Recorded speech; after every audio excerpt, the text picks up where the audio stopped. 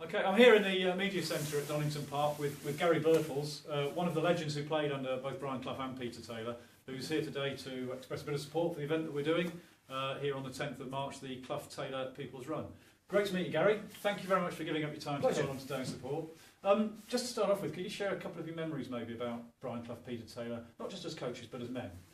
As men, I wouldn't be standing here with you now if it hadn't been for those two gentlemen. Peter came to watch me at Coventry City for a reserve game. I was playing for Forest, my first game. Nobody knew he was there. He paid to get in the stadium with his wife, sat in the corner of the stand, flat cap, big coat, and he said he saw one thing in me in the 90 minutes that convinced him I'd got a chance to play professional football, which was a little drag back that I used to do, and that's one thing that convinced him that Forest should give me a chance. So not many people would do that now with current players. You have to go through such a rigmarole.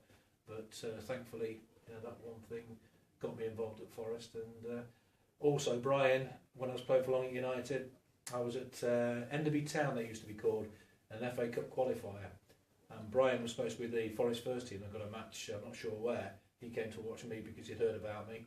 Thought I was going to Manchester United, and he said, right, no Nottingham lad's going to Manchester United before I've seen him.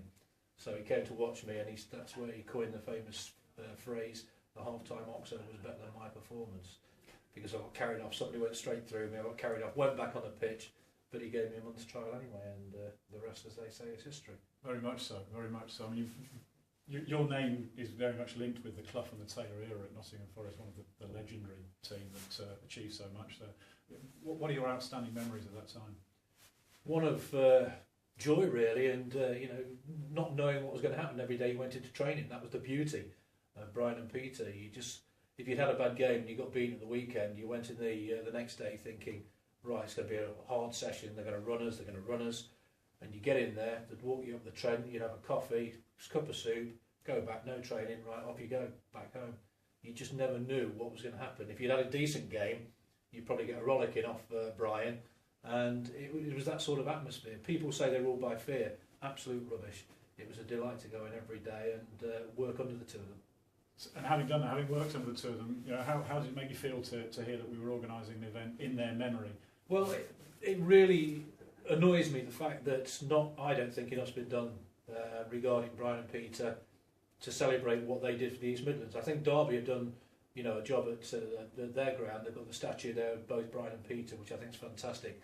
I was lucky enough to be invited to the unveiling of that. Of Forest, they've got the statue of Brian in Nottingham, but that was a long haul to get that done. The supporters had to play for it, and I just think there should be more recognition of what they did, not just for Forest, but for the East Midlands, because it used to be, when you went abroad, where are you from? Nottingham or Robin Hood. But when Nottingham Forest won the European Cups, it was, Brian Clough, Peter Taylor, Nottingham Forest.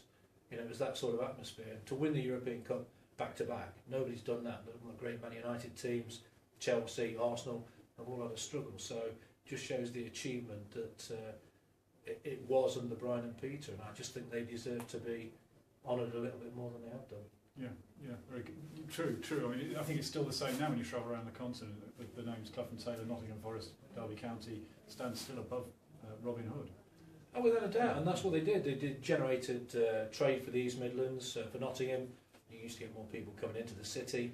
I don't know so much about Derby because obviously I wasn't at Derby, but just speaking as a Nottingham lad, I'm born and bred Nottingham and proud of it. And I can remember signing a petition before I went there in 1975 or something.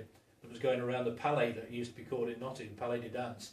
There was a petition to get Peter and Brian to manage Nottingham Forest, and I actually signed it, and it came to fruition. And a couple of years later, I'm actually playing for the two of them. So they did a fantastic amount for Nottingham, for the East Midlands, and I'm just so grateful because I'd still be laying floors if it hadn't been for those two. So if somebody's thinking, should I run, should I come along, take part in the Clough Taylor People's Run, they're thinking maybe, maybe not, what message would you give to them? Just come and enjoy it. Just celebrate two people who've done so much for the East Midlands. And the charities are fantastic charities, lesser known charities. The big charities always get the bulk of the money, but come and support these charities so we can get money channeled into them, and it should be a cracking day. Mothering Sunday, so come and run. You don't have to run, you can walk. You just come and enjoy yourself. Bring your mum.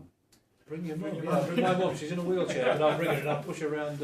I'll push her around the circuit. That's brilliant. Thank you very much for your time today, Gary. It's a pleasure. And for supporting the event. Hopefully we'll see you on March the 10th. You will.